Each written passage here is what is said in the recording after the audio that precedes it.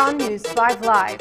A grim economic picture as revenue plummet. The Prime Minister says this is why public officers are being asked to forego their increments in this fiscal year. PM Barrow reaffirms a threat to amend public service regulations, saying the court cannot oblige him to pay. But the leader of the opposition contends that the PM is using the crisis to acquire more power without going to the House. Belize nears the 28th-day marker with no cases of COVID-19. Belizeans can expect less restrictions despite the state of emergency. Foreign tourism could possibly reopen in July with use of rapid testing. Well wishes for former Prime Minister Saeed Musa, who remains hospitalized after a mild stroke. A Kayo doctor in the public health system is in trouble with the law. And finally, the rains bring relief, extinguishing the wildfires. Details of these stories and much more coming up in tonight's newscast.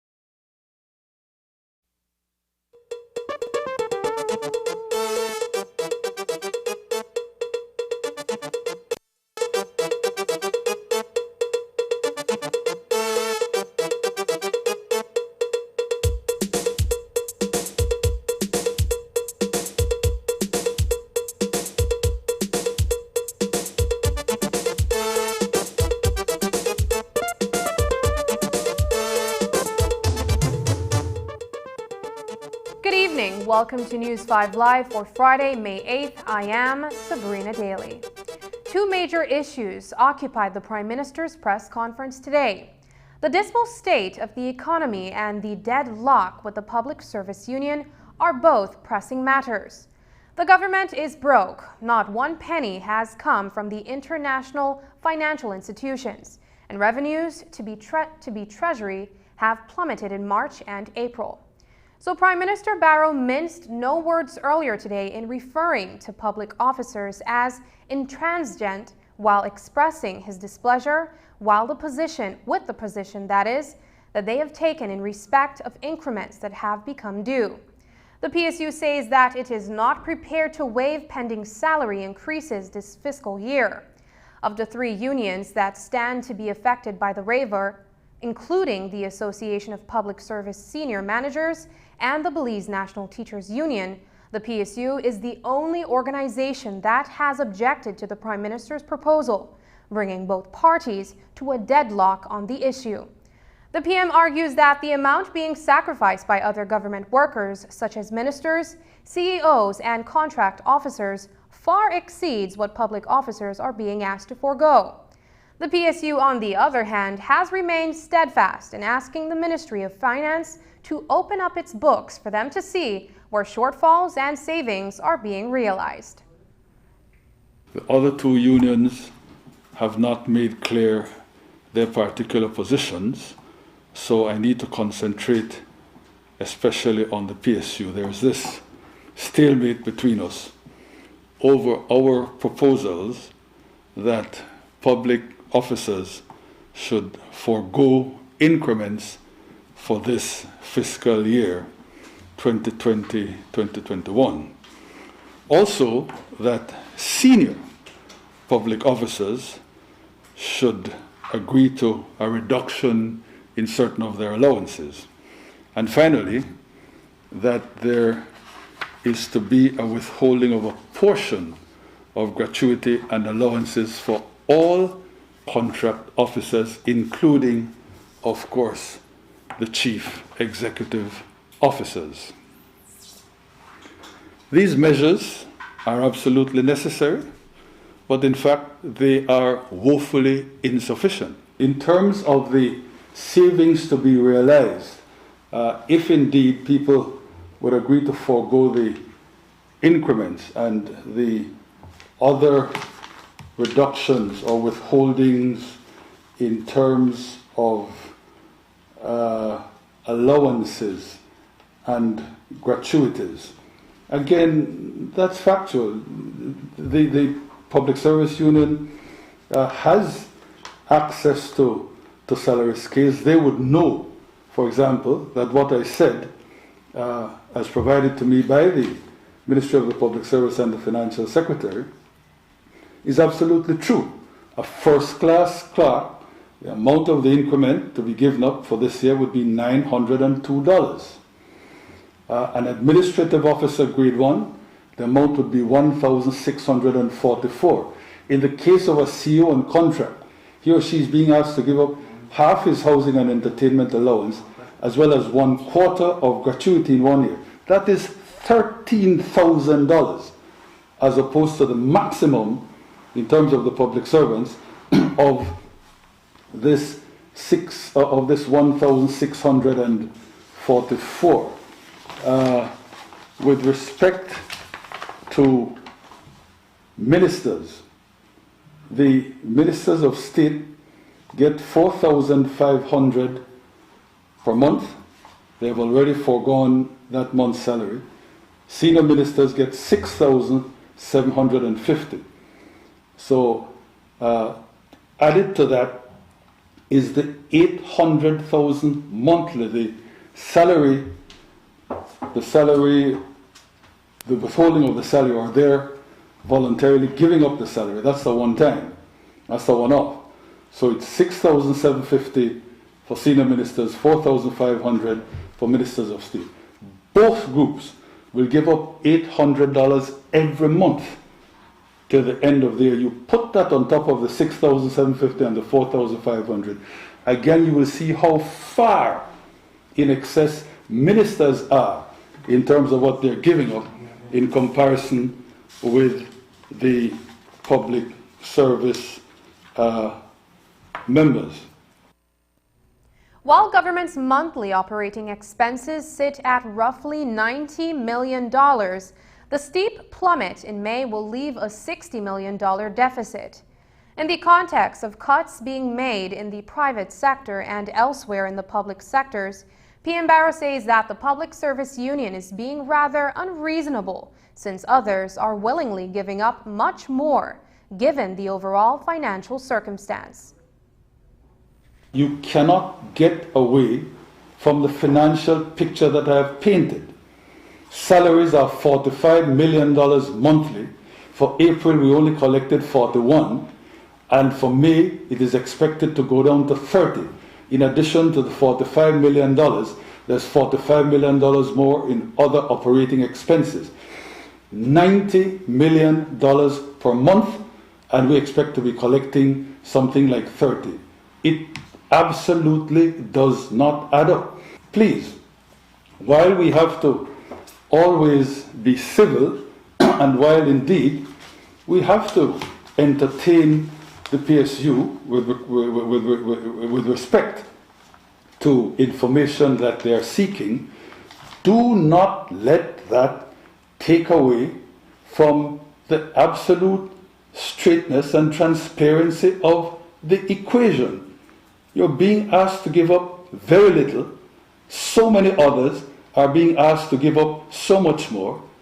Yet, more people, the great majority in this country, are not even being asked. Circumstances have obliged them to make these huge sacrifices. In that context, do not, I say to the Public Service Union, do not continue to be unreasonable.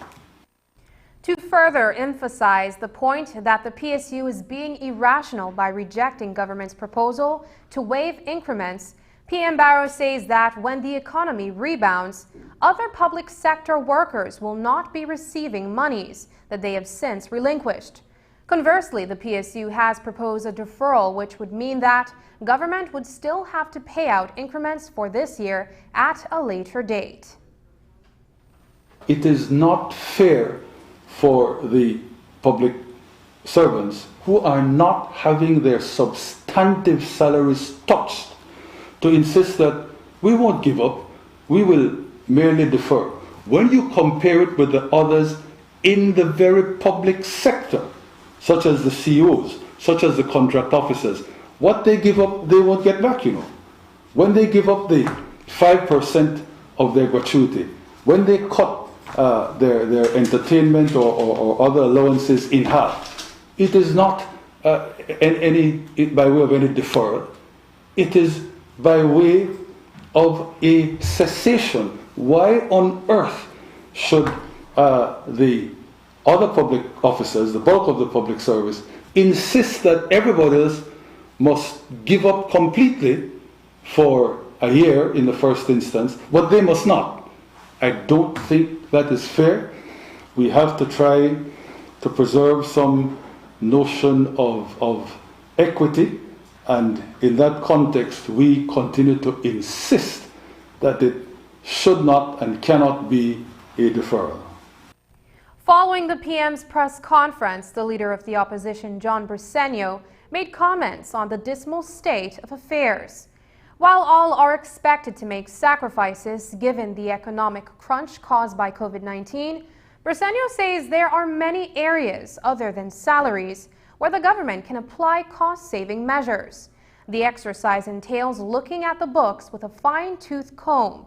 Briceño opposes cutting down the budget of those ministries that produce little or next to nothing and reducing the number of contract workers, going beyond cutting their salaries and benefits. The unions are not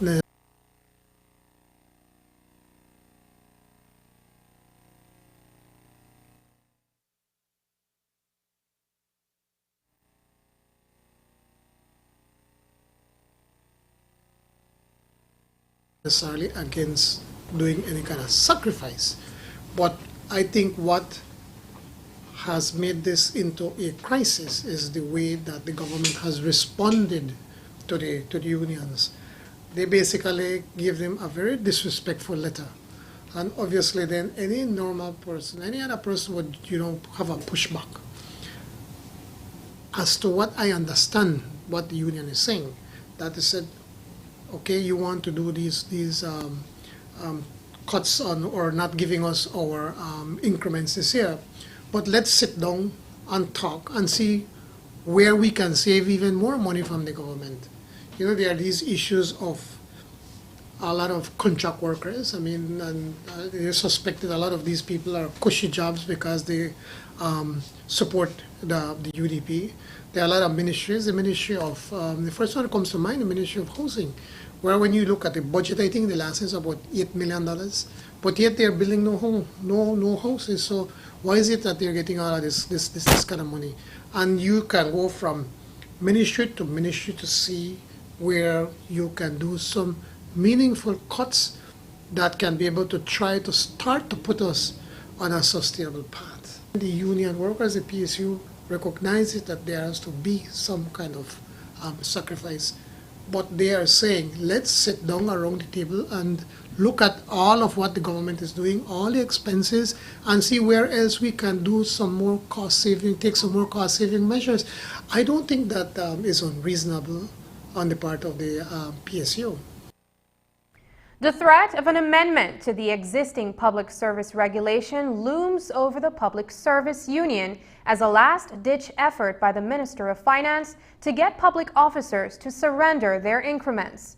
While the PSU contends that the Prime Minister does not have the legal authority to make a one-sided decision regarding that matter, he said earlier today that there are at least two options to addressing this situation, including an imposition which does not require a change in the statutory instrument. If the PSU maintains its intransigence, I've said that there is the intention to amend the public service regulations dealing with salaries to give myself, on behalf of the government, the power then to impose the foregoing of the retrenchment. There's another way I could do it.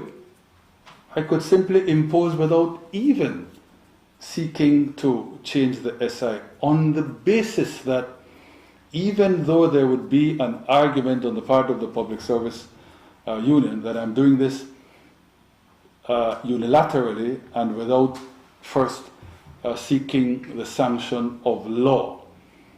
That is an argument that could prevail legally, except then it runs afoul of the fact that no court can force a government to pay money it does not have.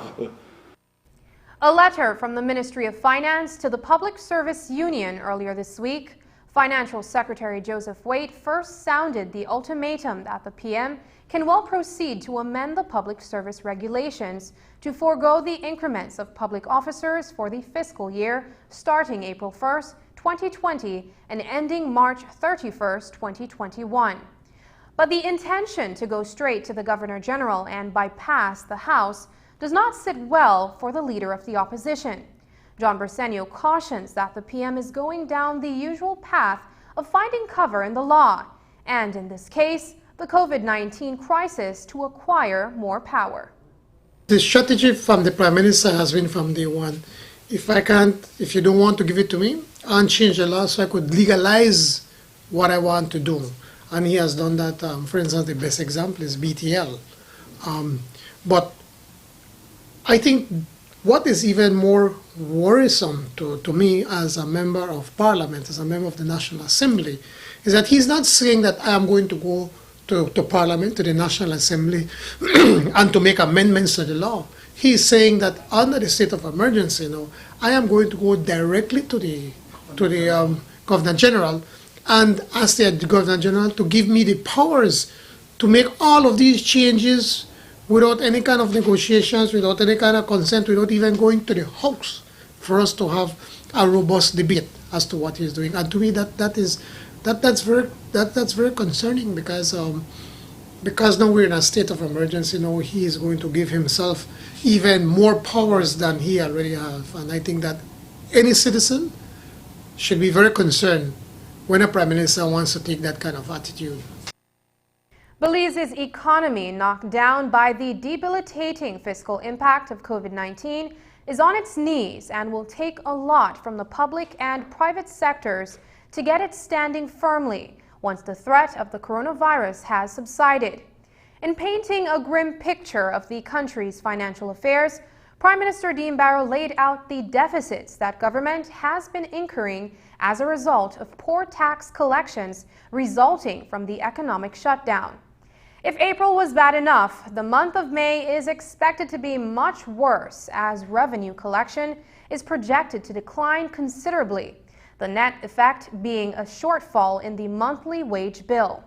According to the PM, business and general sales tax, as well as revenues from the Customs and Excise Department, will only amount to a little over $41 million, considering that salaries on a monthly basis add up to $45 million.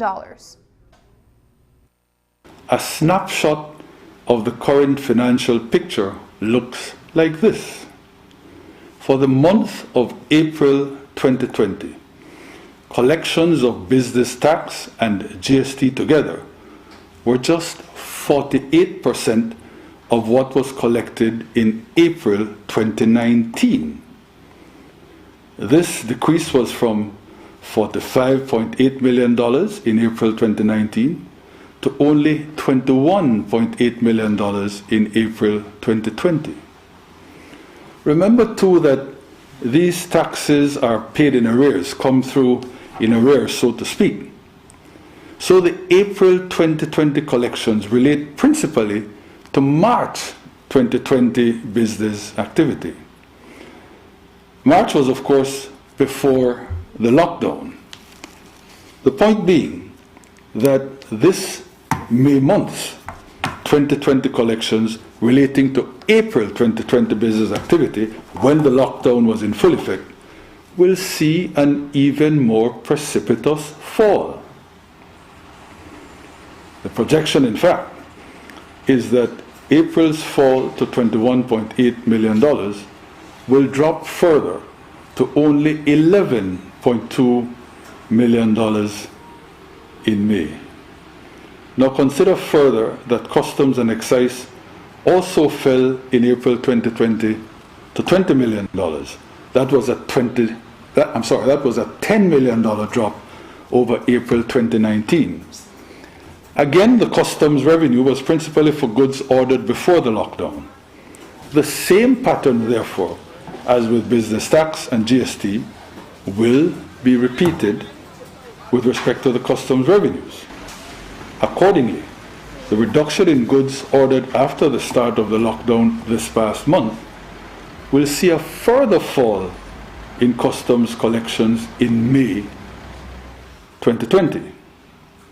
Consider finally that the government's monthly wage bill is $45 million.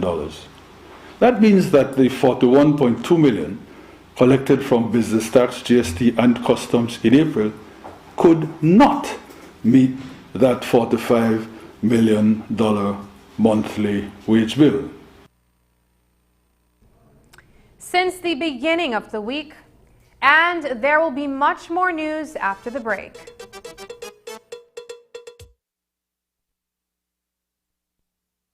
Hello, friends. I'm Dr. Bob Roberts with another 60-second sermon from God's Word. The Bible says, "Then fearing lest we should run aground on the rocks, they dropped 4 anchors from the stern and prayed for a day to come."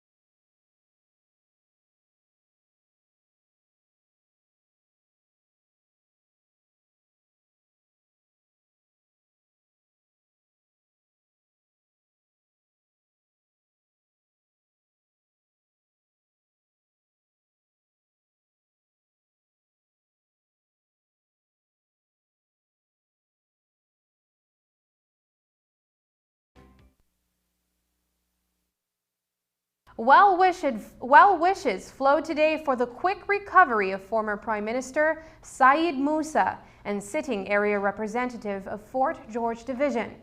The former PM is recuperating after a mild stroke that landed him in the hospital overnight.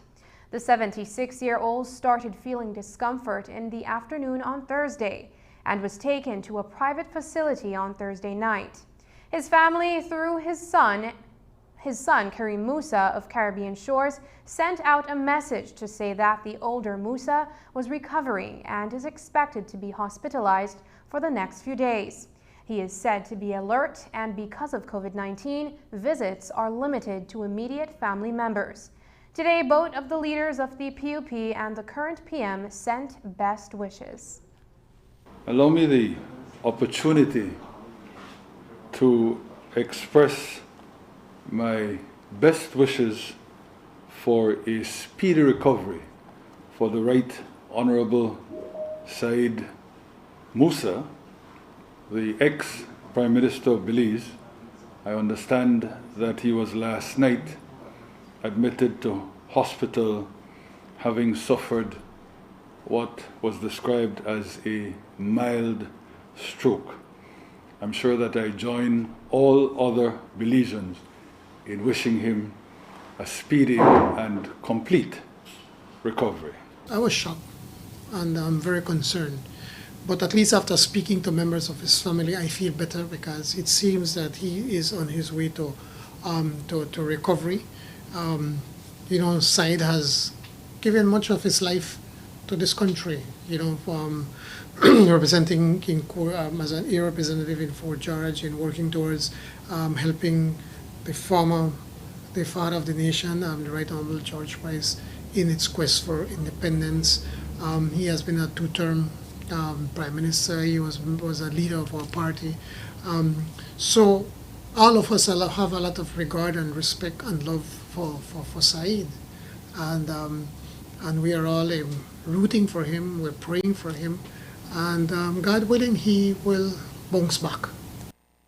Back to the issue of the public service. In this morning's press conference, Prime Minister Barrow pledged that he will borrow until the very last to ensure that their substantial salaries are met, and committed that there will not be retrenchment. Today, opposition leader John Briceño also responded to that proposition by referring to political cronyism.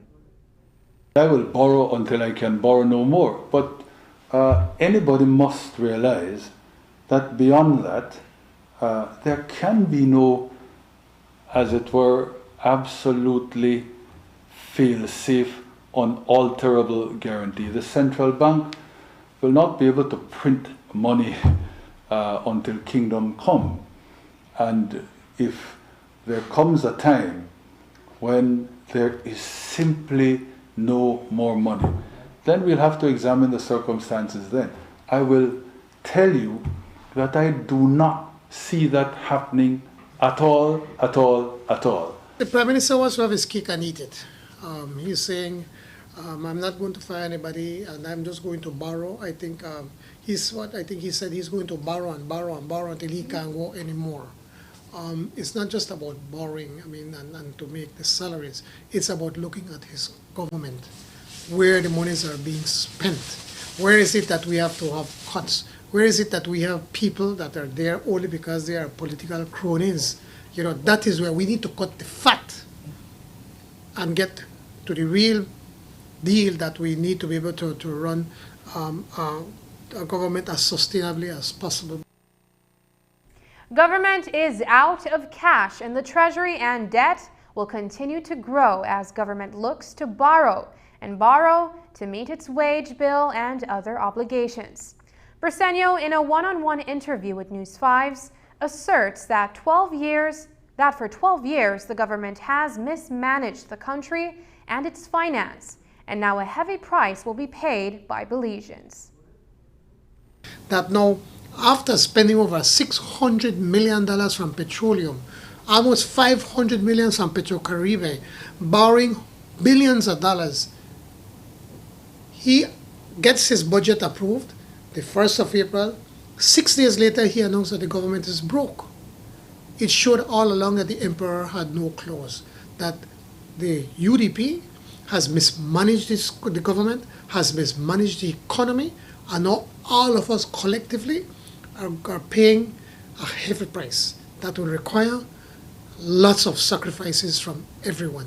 Yeah. Today, the UDP government is broke, and unfortunately, all of us will have to pay for the mismanagement of 12, almost 13 years of a UDP government, where they have spent over $13 billion, and today we have more poverty, we have more unemployment, we've even had more crime. Thankfully, because of the state of emergency, we seem to have a control on it. We see the problems that we have in the Ministry of Health, that we were not properly prepared. I mean, the litany of problems that is coming to fore because of the COVID-19 pandemic. The UDP government, instead of making life better for Belizeans, have made things worse. And now here we are today as a broke government, and that is going to cause some undue pain on every single Belizean all across this country.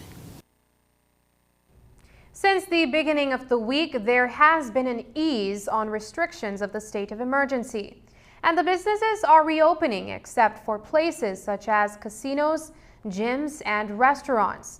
Briceño, a businessman himself, sees the need to spur economic activity, but says it has to be measured to prevent the re-emergence of the coronavirus. We can't let the medicine be worse than the sickness. We can't be forever locked up.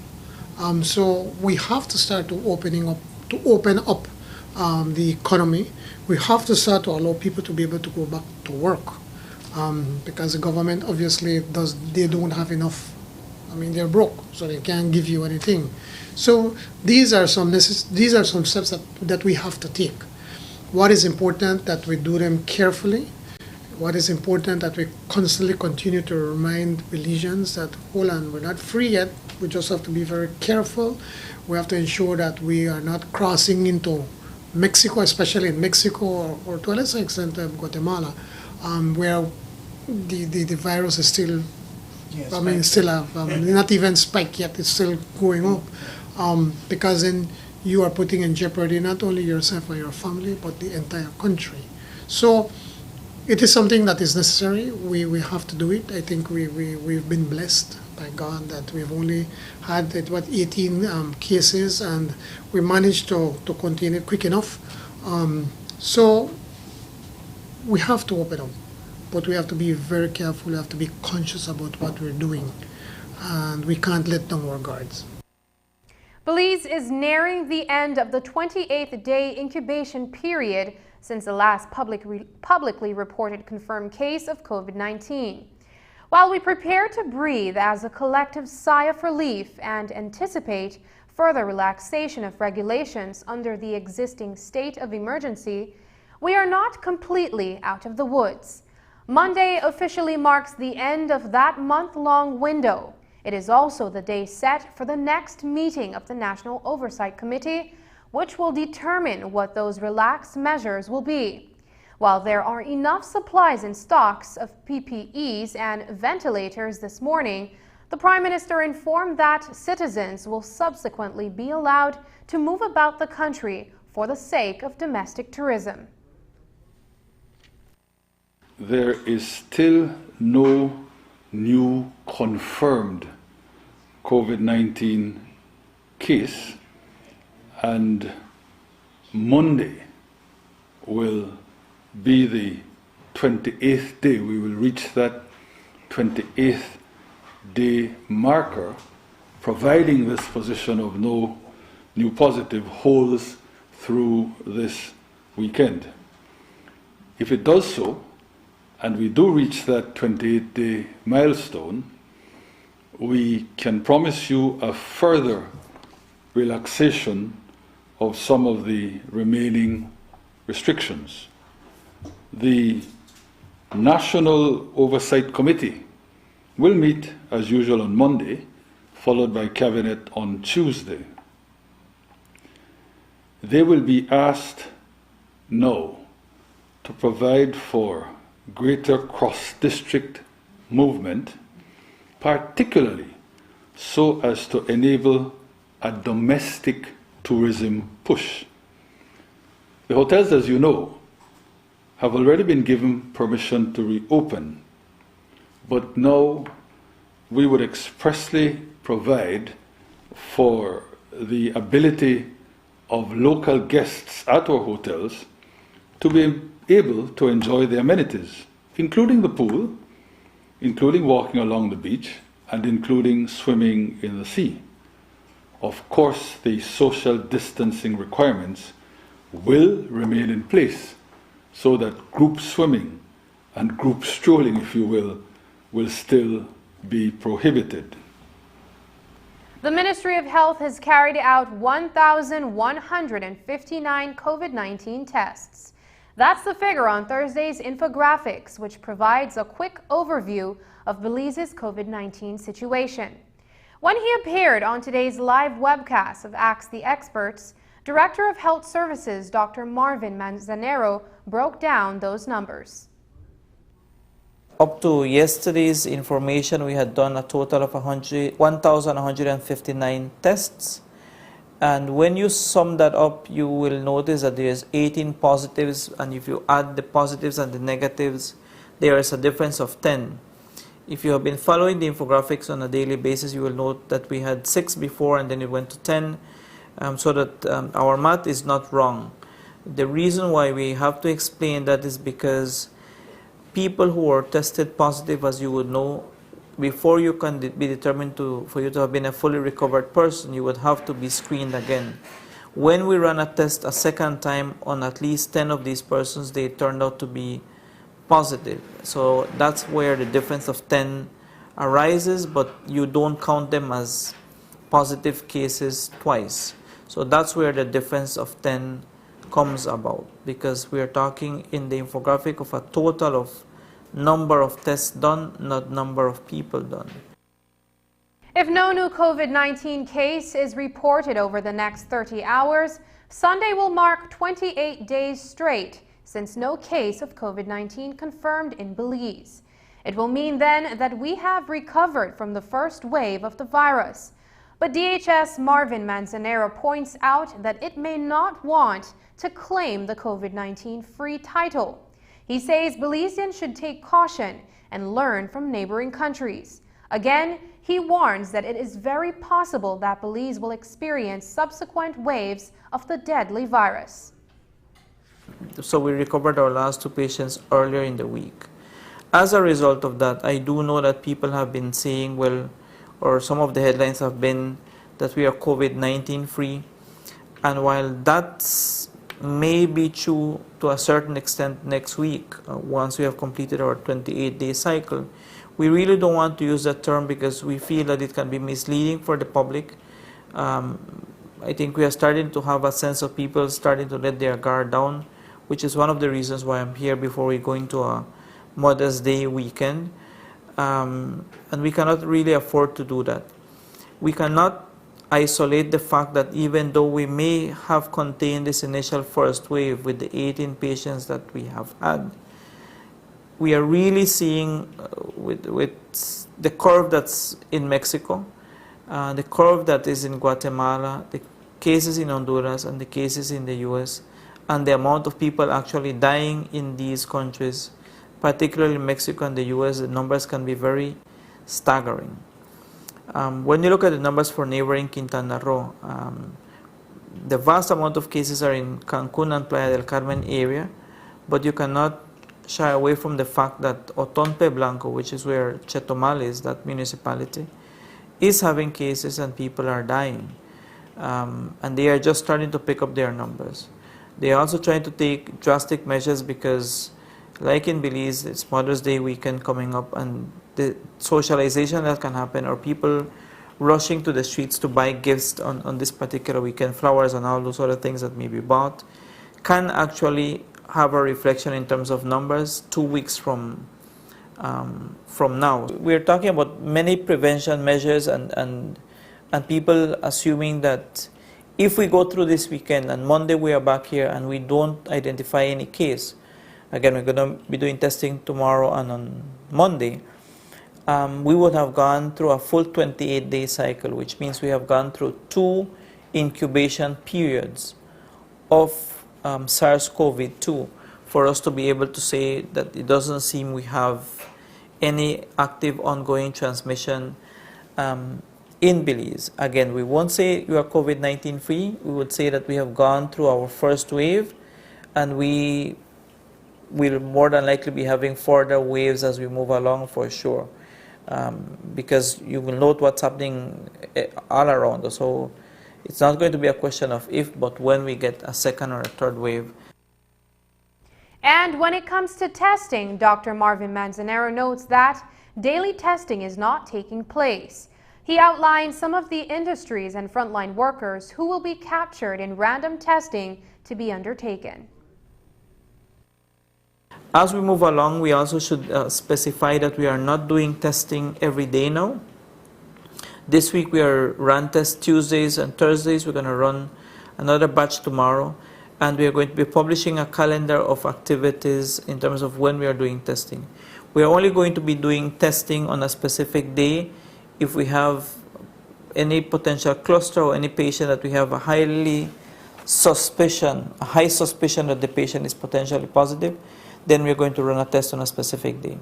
So when you look at the persons on the investigation from the infographic yesterday, you had a total of 33 persons. The number today is more than likely going to be bigger, and so in the infographic reflected today, you're going to see a bigger number, and that's the only change you're going to see. What the persons on the investigation mean?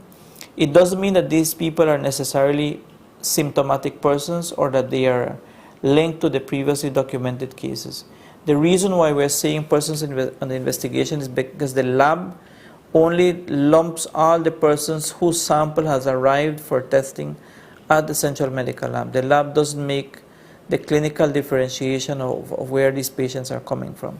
So from the people that are on the investigation for right now, there is some diabetic patients, some hypertensive patients, some HIV patients that are having flu-like symptoms, some healthcare workers that develop symptoms, people who are crossing the border illegally. And in terms of numbers, because people are saying, well, if you're not finding any cases because you're not doing random testing, I'll give you some numbers in terms of Central Health Region, which is Belize City primarily.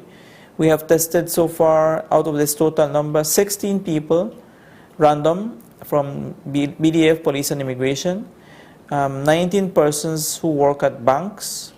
So these are frontline people who you would routinely expect them to be more exposed simply because of the amount of people that they are seeing routinely.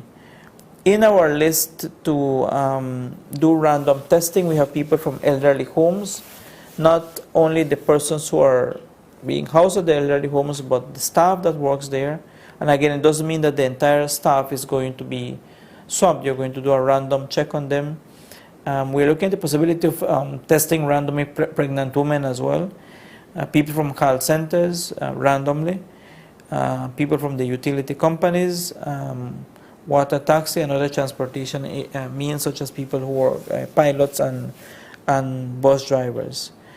As we move along with testing, we are looking also at the possibility of doing what's called antibody testing. The people who have turned out to be positive for sure will need to undergo antibody testing to determine whether they have developed immunity.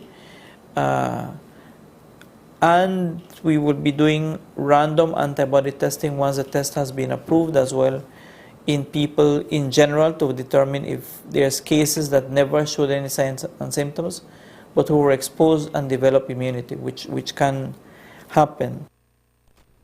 Everyone has to wear a mask in public, but you are allowed to not use one if you are traveling in a private vehicle. Dr. Marvin Manzanero spoke today about why it is important that this personal protective gear is used properly. He says that other hygienic practices must also be carried out when using a mask. We have to learn how to use a mask for sure, because there are specific uses for a mask, but it isn't your primary prevention method. For example, I'm not wearing a mask, but in the room where I am, there's 3 other people, they're wearing a mask, we are not that close. So a mask is not a routine usage that you keep on the amount of hours that you are actually awake. For example, where is there a benefit of wearing a mask? A benefit for you and for the other persons alongside you. When you're in public transportation, for example, that you don't know where people are coming from, where you don't know where people are, the background, all of that, you can't control those kinds of things. But if I'm sitting in an office space where I routinely share an office with 2-3 persons, it doesn't mean that the 3 of you will have to wear a mask inside that office space. The moment you step out on the street to go out and buy, where you're going to a bank, you're going to a supermarket, there is value in using a mask. And that's why hypoxia can come about if you're using it improperly, yes. So even our breathing pattern may have to change as we move along. I don't know that we should wear a mask because we are afraid of the legislative mechanism behind it. If we're going to learn to wear a mask, it needs to be done properly. You should not be touching your face. It doesn't take away from the fact that you have to wash your hands, that you have to have proper respiratory etiquette, that you have to always avoid touch your face. That's very important. Dr. Fausto Alvin Pineda of Benque Viejo del Carmen was arrested and charged for engaging in private practice while prohibited from doing so. Dr. Pineda works at the San Ignacio Community Hospital, but he also runs a private practice in the West. Pineda reportedly issued 3 sick leaves forms to police officers through his home clinic. As you'll recall, a regulation was passed where doctors in the public health system must not be operating from in the private sector at the same time during the SOE. Now that is what Pineda is accused of doing because he is also working out of the community hospital in San Ignacio. Today, Pineda appeared in the San Ignacio Magistrates Court but pleaded not guilty. He was released on bail. After the break, as SOE restrictions relax, there is a push for reopening of the local tourism. But July is the earliest possible date for foreign visitors.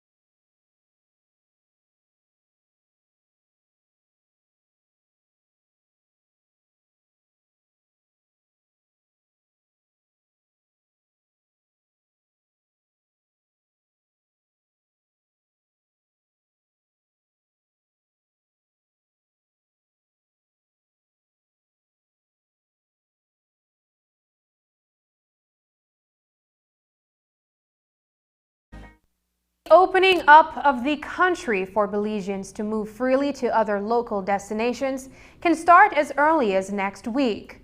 But that brings about the question of a pending date when the country will officially reopen for overnight and cruise tourism arrivals.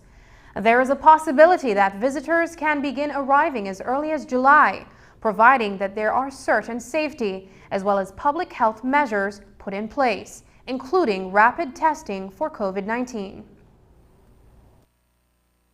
This domestic tourism push naturally raises the issue of our opening up to foreign tourism.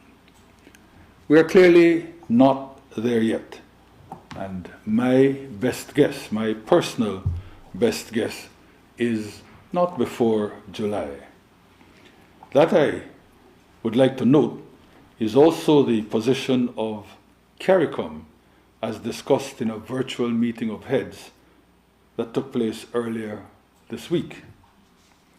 I do want to make clear, though, that I have never said that the opening of our borders will have to wait on a vaccine. That is the stance of some countries, our ally, Taiwan, being one such. It is not my position, though. While ultimately it depends on the National Oversight Committee and the Cabinet, my own view is this. We must remember that the virus in some countries has a mortality rate that is as high as 12%. Before we reopen, we therefore must look at the trajectory of the virus in North America as a whole and the US in particular. After all, the US is our biggest tourism market, responsible for over 75% of our tourism flows.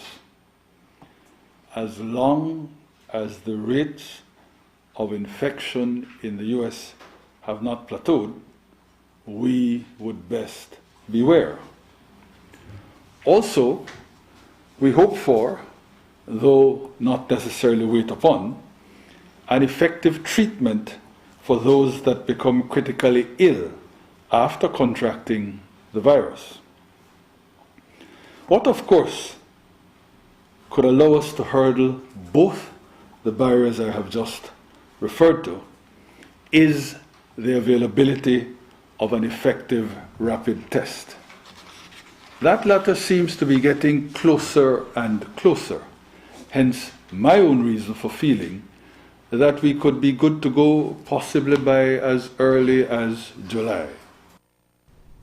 Even before a first case of the novel coronavirus was detected in Belize, the pandemic shattered the tourism industry. Airline and cruise tourism came to a standstill, with cancellations fast and furious. Thousands of Belizeans began losing their jobs, and by the beginning of March, hotel rooms across the country were empty. During our interview with the opposition leader John Briceño, he asserted that GOB did not heed to the warning that putting all the eggs in the tourism basket is not sustainable. Briceño also recommended that the Philip Golson International Airport reopen in July to gradually restart foreign tourism. He did not listen and put all his eggs in the tourism basket, and the tourism industry just collapsed overnight when this virus hit Belize. But here we are. What are we going to do? Well, I do believe that tourism can have a future. It will take some time to be able to open up. I do believe that we need to start to prepare. I do believe that we should open up the airport, not the other borders, just the Philip Golson International Airport for tourism to start to come into Belize in July. And why do I say for July? Well, because if we miss that window, then the airlines are not going to come back to Belize until probably October, November, when they are going to start the Thanksgiving season, and then Christmas, and then the next tourist season would hit. And we also need to take into consideration that when we open up in July, we're not going to have thousands of people coming. A few hundred will be coming at a time. And we will have enough time to be able to put the proper protocols at the airport. We know that in the US, before you even get on a plane, they are also checking on you and testing on you and putting your mask. Hopefully by July, we'll be able to do rapid testing so that as they come in, we can do a rapid test to ensure that they don't have the virus. We know that the tourists they go to a hotel, so it'll be easier to be able to track them. We have to work with the hotels to ensure that they have the proper protocols to continue the social distancing, checking on them regularly to see that nobody's getting sick. These are the things that have to be done, but we have to plan now. We can't wait too long. Earlier this week, we reported that Harvest Key was being put up as part of several collaterals for the financially embattled Norwegian cruise line to float a bond of $2 billion to kickstart its operations in August. The Florida-based company did not consult with or inform the government of Belize that it was collateralizing the privately held property southeast of Placencia. According to PM Barrow, the island was privately owned prior to its sale to Norwegian, and as a result, there was nothing government could have done to interfere with that transaction. He says that since Norwegian was successful in securing the bonds, that business should resume in Belize later this year. We did have somebody from the Financial Times reach out to us. Norwegian, as you know, floated some bond to try to raise financing so that they would be in a position to continue once cruise lines begin to operate again. The question was, did we have any concern because they put up Harvest Key as collateral for, or as part of the collateral for to underpin the offer, the solicitation that they made for people to purchase their bond. We were asked, well, did they consult with the government of Belize? Answer is, they didn't. And what is our position in terms of what the reporter described as a national asset being possibly on the chopping block? We made the point that while it is, and has been for some time now, the policy of the government not to have any keys alienated into private ownership, local or foreign, that private ownership of Harvest Key predated even Norwegian's purchase of the property. So there was nothing we could do to stop one private owner from selling Harvest Key, which he owned, to Norwegian. Norwegian, having bought the key free and clear, certainly legally was entitled, as they have done, to put it up as part of the collateral for the loan or the bond that they were floating. I saw where, in fact, their bond issue was successful. I think they raised in excess of $2 billion. So the answer to your particular and pointed question is that with that kind of money, one would expect that they will continue to operate once the cruise industry opens up. And my best sense of that, I believe they've actually put out schedules that propose a start date of August. Thousands of Belizeans remain stranded in other countries around the world, including students who are studying abroad, that are waiting to return home following the closure of the borders and the Philip Golson International Airport. According to PM Barrow, plans are underway to have those persons repatriated as early as possible, notwithstanding the mandatory quarantine they will be subjected to upon arrival. Even before the return of the tourists, we must prepare for the return of those Belizeans that have been stranded abroad. Thus, we have already activated plans for their repatriation. They will, of course, have to go into quarantine. We wish to begin the process of letting our nationals back in as early as possible. It would clearly be before the mass marketing of satisfactory rapid tests. And that is why we would therefore have to carefully manage the flow of our returnees, since we can't handle the quarantining of excessively large numbers if everybody sought to come back at the same time. But I expect the details of the logistics being worked on even now to be publicized immediately after next week's meetings. When we come back, welcome to the rains. Rains help to extinguish forest fires.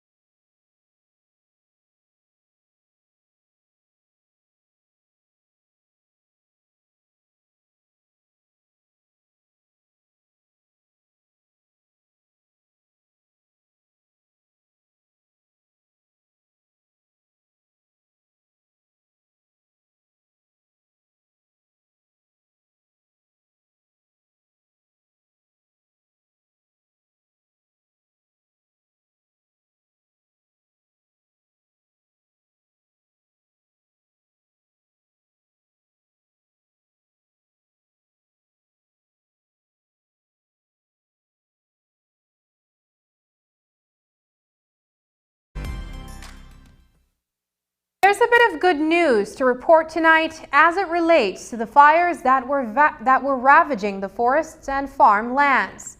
According to the Forest Department, the satellite mapping system didn't record any fires this morning. This is as a direct result of the downpour the country experienced on Thursday night and this morning. The fires had been steadily increasing since the start of the year. In January, 65 fires were recorded, but that number drastically increased to 3,758 by April. You will recall that the government passed a new law to curb the growing fires. But for the first week of May alone, 558 fires have already been recorded. Andrea Polanco has more about what the Forest Department is doing in the following story. No heat point was recorded across the country of Belize this morning. That's a first in several weeks. Thanks to the rains that passed over the country between last night and this morning, the fires were extinguished. As it is right now, with the help of the rains, a check of the online platform basically showed that we didn't have any fires or hot spots this morning. So that's good news. But that good news is very likely to be temporary. It goes without saying that, we're still not out of the woods yet. I think the Met Office still has a drought warning for Belize. So we can't really let our guard down. We still have to be very careful in terms of how we use fire or how people use fire. We have to ask them to for now at least, respect the law, abide by what the law says. For now, there is no burning. If burning is permitted, then that it be done, based on the fire laws, based on best practices, and so that we don't have a repeat of what we recently saw. 2 weeks ago, legislation was passed to prosecute those found lighting fires during the state of emergency, which remains in place. But even with the new law, the burning continued. Forest Officer Raul Chan says offenders will be charged in the coming days. Right at the passing of the law, which was April 21st, there wasn't really a reduction or immediate reduction in the amount of fires. And the wildfires have destroyed hundreds of acres of forests and farmlands, wiped out crops and other farming investments, resulted in poor air quality with a direct impact on health. So the Forest Department and its partners acted quickly to provide a relief for communities suffering from the burning of these fires. One of the strategies they used helped to save a family home in Unitedville last Friday. One of the strategies we employed was actually the use of planes or call it crop dusters to basically to those areas with fire. And during one of the events where we had planes with dosing areas near Unitedville, the pilots basically came across a house that was where fire was approaching very close. Their quick action, basically in dosing that area, actually saved the building. And where the Forest Department and its partners are not able to cover, some communities have stepped up to put out the fires. Forest Officer Raul Chun applauds these efforts, but recognizes that a long-term sustainable solution is needed. And they hope to do this through public education campaigns and the activation of community fire management groups. We are basically developing a plan particularly for public awareness, and we should have that rolled out soon. Yes, I agree. There is a need for us and other agencies to start to really educating our people in terms of the wise use of fires and also the consequences that comes along with improper use of fires, especially for the long term. Reporting for News 5, I'm Andrea Polanco.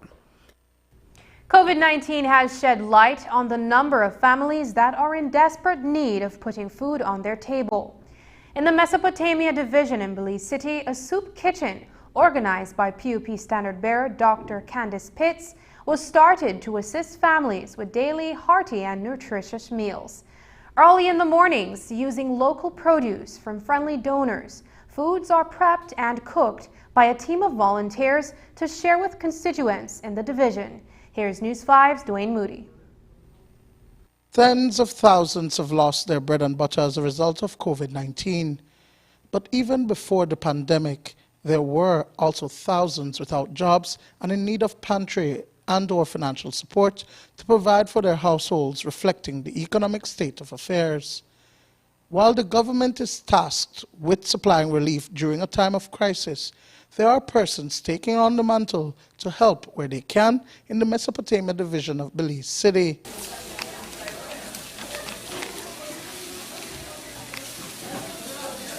There is always this need for food, right? Even when you give people the rice and the beans or whatever else you put in your pantry, we take it for granted, or we assume that there are people who have the wherewithal to cook their food. And there are some elderly people out there who unfortunately are living on their own. There are other people who really don't have the resources nor the wherewithal to cook their food. And so we are aware of that, working very closely in our community. And so one of the ways in which we are trying to help during this crisis is to provide food, at least one hot meal per day for the elderly and those most in need in Mesopotamia. Every day for weeks now, at least 500 plates of food are prepared and distributed across the division to the neediest of the needy. Frontline workers, such as the police and healthcare workers, are also gifted a warm meal per day, a healthy and balanced food made from locally produced staples and homegrown ingredients. It is not much, but is what can be afforded at this time to support residents in the area. As early as 6 o'clock, Iris Gonzalez is up with other committee members doing prep work to assist Chef Shannon Vernon with the soup kitchen. I like work and I like help people. That's my thing. My son always tell me I want to save the whole world. I wish I could, but I can't. But at the end of the day, we get up early. I try to prepare from the day before, listen to work on the chef. Me and he work together. We try to do so much we can with what is donated, like the soups and everything, and we try to push the soups because it's healthier that way. It's a lot more vegetables. We're trying to cut away from the carbs.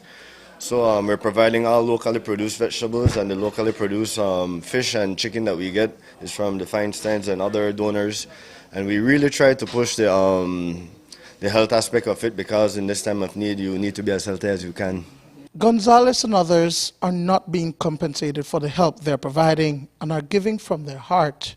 The Feinstein Group of Company and others, despite not living in the constituency, are inspired by the cause and have chipped in as the country continues to face the COVID-19 crisis. We have a lot of people that needs and want, but at the same time, but we try to reach out as possible as we can. Every time we carry out a little grocery, we try to share as much as we can with everybody.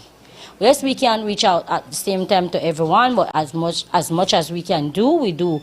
During this time, I think if you're able to help in any way you can, you should. And it's a very slow time because there's not a lot of places hiring private chefs.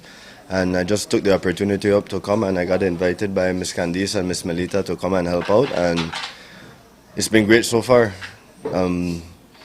Helping out these people, it's been heart-filling. You see that what you see on TV and what you meet them in public is very different, and you appreciate them more and more every day. You don't have to live in a community such as Mesopotamia to know that the people are in need, to empathize and to want to help them. While the soup kitchen was birthed out of the COVID-19 crisis, food is always a necessity. We don't know how long this crisis is going to persist, but as as long as we are able to, we are willing to provide this kind of service to the residents and to those who are in need. And as I've mentioned, the donors really see the significance of such an initiative, and so they have been investing in the project. And as long as we have those sponsorship and those support, we will continue projects such as this. Dwayne Moody for News 5. Coming up after the break, we'll tell you about an initiative to develop the sector through business development, improvement of financial environment, and knowledge management.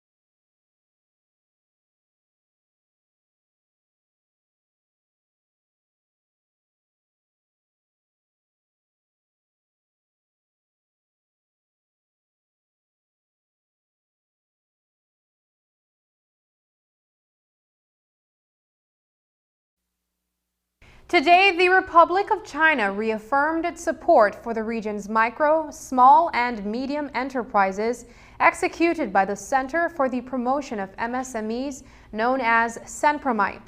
Taiwan signed the first disbursement of a $2 million project.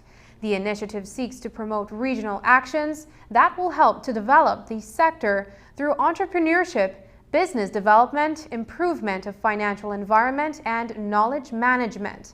The presentation was done via a virtual ceremony with the representatives of Senpromite, SICA, and the ambassador of the Republic of China, Taiwan in Guatemala. Executive Director of Beltrade, Dr. Leroy Almendarez, represented Belize.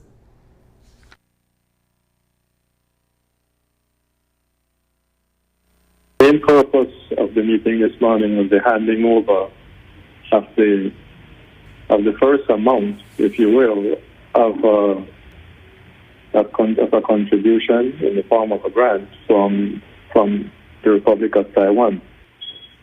What they're looking at is to see how they can assist micro, small, and medium enterprises, because based on COVID-19 and the impact that it has had, the economic impact, rather than seeing these micro, small, and medium enterprises having to close their doors, Taiwan has reached out, and so there is a project that will amount to $2 million over 24 months.